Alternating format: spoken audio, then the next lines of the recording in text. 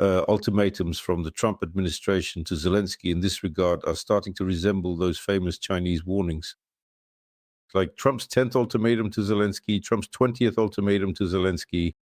Well, strictly speaking, an ultimatum to Zelensky is essentially the core of Trump's foreign policy since he came to power. And yet I'm constantly amazed by how much optimism and romanticism people still have.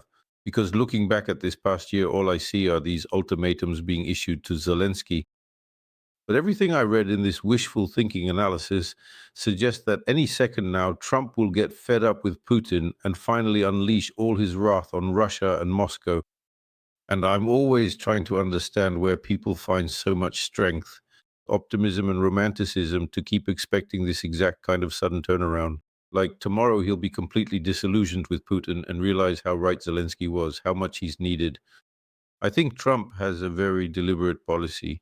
It's part of what we discussed, his general view of Europe, the world, geopolitics, and America's strategic enemies. So there isn't this purely isolated perspective where I look at the Ukraine-Russia conflict in one way, Europe in another, and the world in yet another.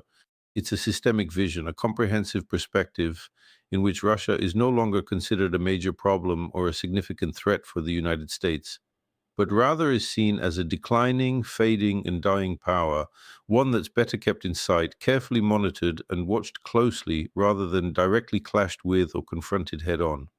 The true strategic adversary, the main rival in this scenario, is China. Second in importance, friend or foe, is Europe, because on one hand it's a key ally, but on the other, a competitor and an ungrateful one in Trump's view. And in all of this, Russia clearly gets lost. If Russia is sidelined, the question arises, who are we spending our resources on? It suddenly turns out that by supporting Ukraine in its war with Russia, we are indirectly ensuring Europe's tranquility.